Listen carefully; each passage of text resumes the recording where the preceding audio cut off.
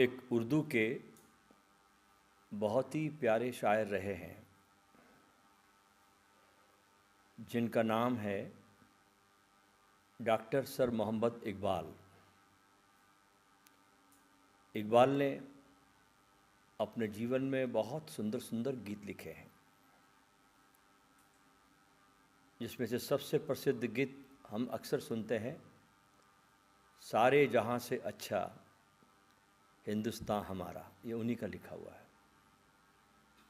एक और गीत सुनते हैं इनका हम, ओशो ने भी कई बार इस गीत को अपने प्रवचन में उद्धृत किया है। सितारों के आगे जहां और भी है, अभी इश्क के इम्तहां और भी है, तही नहीं जिंदगी से ये फिजाएं, यहाँ सैकड़ों कारवां और भी है। ऐसे कई गीत उन्होंने लिखे और बाद में वे सूफियों की संगत में रहने लगे और एक बहुत उच्च कोटि के सूफी बन गए। डॉक्टर सर मोहम्मद इकबाल कहते हैं, है राम के वजूद पर हिंदुस्तान को नाज, है राम के वजूद पर हिंदुस्तान को नाज, अहले नज़र में समझते हैं पयाम हिंद। दोस्तों, दुनिया के किसी भी हिस्से के किसी भी कालखंड की कहानी उठाकर देख लीजिए, जब भी कोई आक्रमणकारी किसी दूसरे राज्य या देश पर आक्रमण करता है, चाहे वो किसी भी देश में हुआ हो, अकेले हिंदुस्तान में नहीं, तो सबसे पहले वो क्या करता है कि उस देश के जो सबसे सर्वोत्तम ग्रंथ है उसको नष्ट करता है, मंदिरों को नष्ट करता है।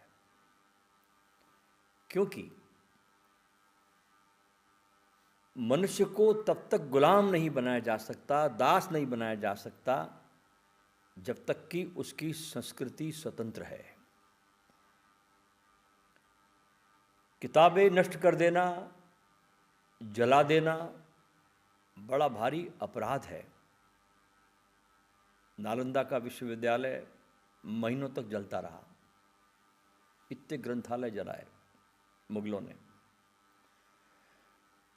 जला देना बड़ा अपराध है, लेकिन उससे भी बड़ा अपराध है किताबों में कुछ अशोभनीय और असत्य को जोड़ देना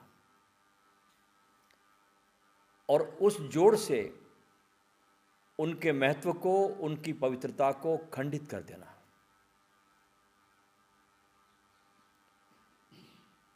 वाल्मीकि रामायण के साथ यही षड्यंत्र हुआ। अंग्रेजों के ज़माने में दो बड़े बड़े लोग थे जिनको संस्कृत का बहुत गहनतम ज्ञान था। उसमें से एक थे मैक्स मुलर और दूसरे एक और भी थे। अंग्रेजों ने विधिवत तरीके से भारतीय ग्रंथों में कुछ ऐसी बातें ऐड की जो सत्य नहीं थी, क्योंकि इस देश को गुलाम बनाना है तो लंदन के पार्लियामेंट में ये सवाल उठते थे। वहाँ का एमपी कहता था कि ये भारत देश इतना नीतिवान है कि इसको गुलाम कैसे बनाएंगे। इनके देश में गुरुकुल है, बहुत अच्छी परंपरा है, धनी देश है, अतिथि देवो भव को स्वागत करता है, इसमें वो सब महानतम गुण है जो एक मनुष्यता में होने चाहिए, तो कैसे गुलाम बनाया जाए। तो बहुत सी बातें कुछ उस लंदन के पार्लियामेंट में उठती है। एक एक एमपी अलग अलग अपनी राय देता है। किसी ने कहा कि जाके इस देश में शराबघर खोलिए, तब से शराबघर खुले हमारे देश में, पहले शराबघर नहीं थे। एक ने सलाह दी कि इनके ग्रंथों में कुछ बातें ऐसी जोड़िए कि जिन महापुरुषों को ये बहुत ज़्यादा उच्चतम श्रेणी का मानते हैं, इनकी नज़र में उनको गिरा दो। तो ऐसा ही कुछ षड्यंत्र हमारे देश में इस रामायण के साथ हुआ। भगवान राम को हम मर्यादा पुरुषोत्तम कहते हैं। क्या है इसके पीछे की गहराई, क्यों कहा गया मर्यादा पुरुषोत्तम, आइए समझने का हम थोड़ा सा प्रयास करते हैं। पहली बात तो भगवान राम अपने वंश में पहले व्यक्ति है जिन्होंने मर्यादाएं स्थापित की। वो पहले आदमी है, पहले व्यक्ति है जिन्होंने अपने वंश में बहुपत्नी प्रथा को त्यागा। विश्वामित्र उनसे सीता के साथ विवाह की बात चलाते हैं और वो कहते हैं कि राजा जनक की बेटी है सीता, लेकिन उसके कुलगोत्र का कोई पता नहीं है। कौन माँ है, कौन बाप है, पता नहीं, क्योंकि जंगल में जनक को मिली है। अब देखिए राम का कुलगोत्र, कि जहाँ कोई छोटा आदमी पैदा ही नहीं हुआ। इक्ष्वाकु वंश का राजा, जहाँ ययाति, राजा रघु, राजा भरत, जिसके नाम पे भारत पड़ा, दिलीप, पुरुरवा और गंगा को जिसने लाया भागीरथ, ये सब उनके कुल के लोग हैं जिस कुल में राम का जन्म होता है। इतने बड़े वंश में इनका जन्म हुआ तो विश्वामित्र कहते हैं सीता से विवाह करना है और इससे विवाह करना राम तुम्हारे हित में है। अभी तुम मेरे कहने से सीता से विवाह कर लो, क्योंकि जनक की और राजा दशरथ की बहुत खानदानी कई जन्मों से दुश्मनी थी, कई वर्षों से ये नहीं चाहते थे। तो लेकिन विश्वामित्र कह रहे कि मेरे कहने से तुम सीता से ब्याह कर लो और बाद में राजवंश के कहने पर तुम दूसरी शादी भी कर लेना। तो राम कहते हैं कि नहीं, मैं एक ही विवाह करूंगा। तो विश्वामित्र कहते हैं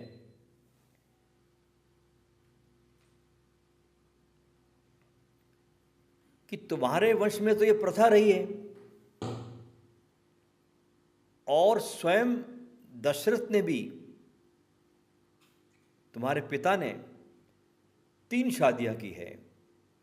तो राम ने जवाब दिया, सुनने लायक है, विश्वामित्र को, और ये जवाब उनकी विवेकपूर्ण दृष्टि को प्रकट करता है। कितना विवेक है राम में, देखिए आप। वे कहते हैं राजा के किसी भी कृत्य से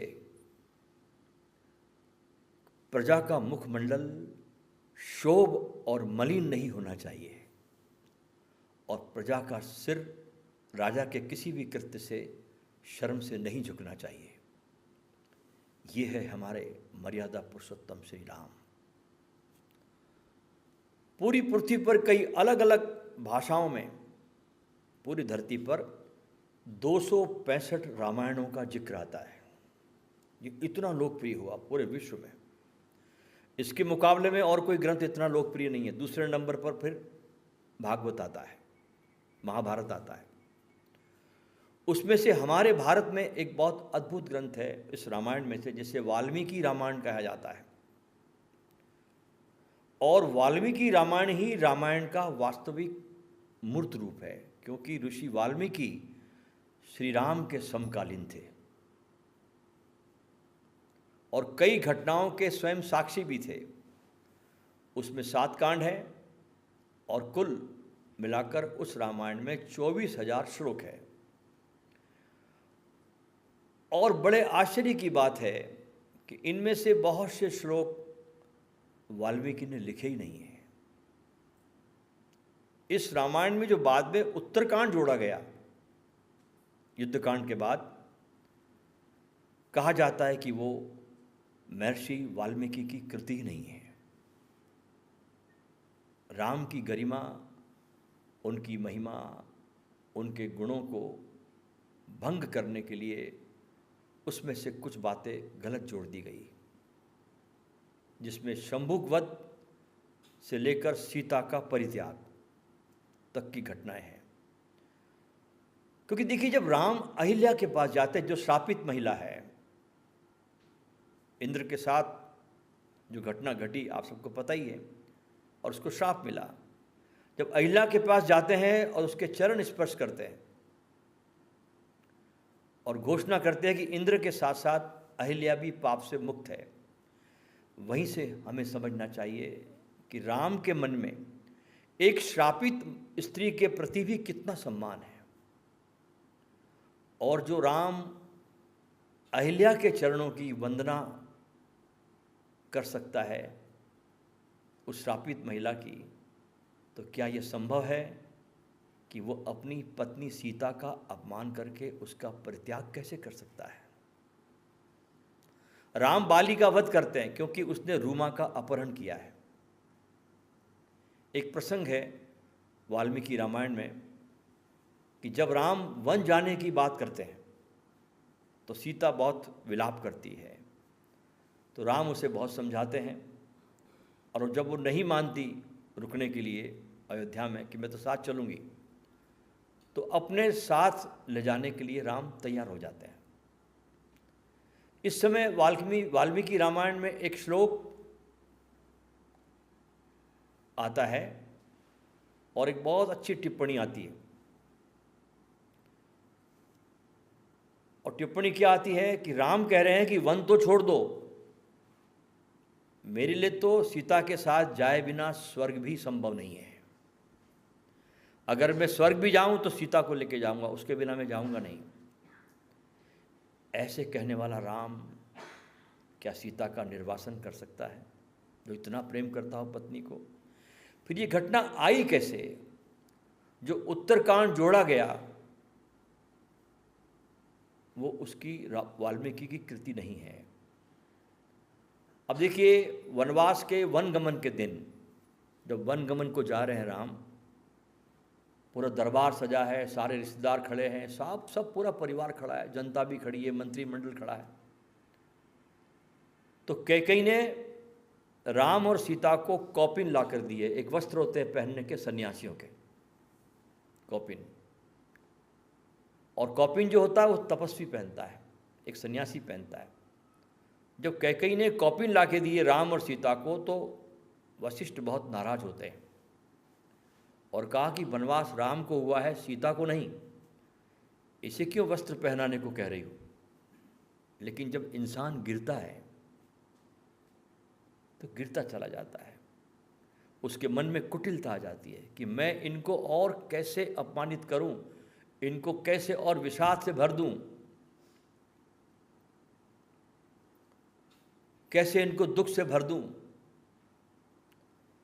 वशिष्ठ ने कैकेयी को फटकार लगाई, इसके बावजूद सीता ने वे वस्त्र कैकेयी से ले लिए, वो कौपिन। लेकिन वो सीता को वो वस्त्र कौपिन पहनना नहीं आता था, कभी पहने नहीं सन्यासियों के कपड़े। और वनगमन की उस घटना में पूरा परिवार, पूरा दरबार, पूरा मंत्रिमंडल, सारी जनता मौजूद है, क्योंकि राम वनगमन कर रहे हैं। अब देखिए, यहां पर राम ने वो काम किया है जो अतिशय प्रेम करने वाला पति ही कर सकता है और दूसरा कोई नहीं कर सकता। उस भरी सभा में राम स्वयं आगे बढ़ते हैं और सीता को अपने हाथों से वस्त्र पहनाते हैं, वो कौपिन।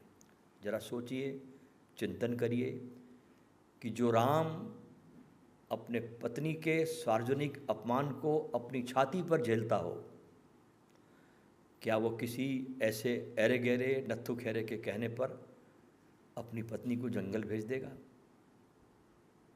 असल में वाल्मीकि ने अपनी रामायण युद्धकांड के बाद ही विराम दे दिया था और वहाँ पर समापन करते हुए लिखा कि इस तरह राजा राम ने राज्य किया और सारी जनता, सभी लोग सुखपूर्वक निवास करने लगे। यहाँ रामायण समाप्त होती है, इसके बाद और कोई कांड लिखने की जरूरत ही नहीं है।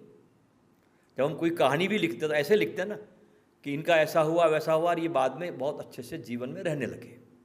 यहाँ समापन होता है। इसलिए आज के बाद बहुत आप ध्यान रखें कि शंभुक वध और सीता का निर्वासन, ये दो बातें भगवान राम को नीचा दिखाने के लिए इसमें बाद में ऐड की गई है। और आजकल ऐसा होता ही है, जैसे आप कोई शायरी लिख दो कोई भी, और नाम लिख दो नीचे गालिब का या मीर तकी मीर का, जो बड़े ऊंचे शायर हुए, और डालकर उसको घुमा दो व्हाट्सएप पर, तो लोग इसे मानने लगेंगे। लोग खोज थोड़ी करते, क्योंकि व्हाट्सएप आजकल जो है ना, एक ऐसा विश्वविद्यालय है जहाँ पर एडमिशन के लिए कोई योग्यता की जरूरत नहीं पड़ती। एक ऐसा विश्वविद्यालय हो जहाँ आपको एडमिशन के लिए किसी योग्यता की जरूरत नहीं है। बस वहाँ आप डाल दीजिए कोई भी उटपटांग लिख करके, और नाम लिख दो नीचे गालिब का, कौन देखता है। ऐसे ये बातें इस वाल्मीकि रामायण में ऐड की गई, और वो झूठी शायरी घूमती रहेगी। ये घटना राम को स्त्री विरोधी दिखाने के लिए है। जिन लोगों के मन में भारत की संस्कृति के प्रति कोई आस्था नहीं थी, उन्होंने जोड़ी है। उत्तरकांड में जो भी राम के बारे में जानबूझकर लिखा गया है, वो राम का अपयश फैलाने के लिए है। षड्यंत्र किया गया। निर्वासित अहिल्या को माँ कहने वाले हमारे राम कैकेयी को भी कितने प्रेम से कहते हैं कि तू धन्य माँ कि तूने भरत जैसे भाई को जन्म दिया। और वनवास से लौटने के बाद जो राम सबसे पहले पैर छूकर कैकेयी की वंदना करते हैं, वो राम जो अपनी पत्नी के बिना स्वर्ग भी नहीं जाना चाहते, क्या वो अपनी पत्नी के साथ ऐसा अत्याचार कर सकते हैं? हमारे देश का दुर्भाग्य है कि यहाँ अपयश बहुत तेजी से फैलता है।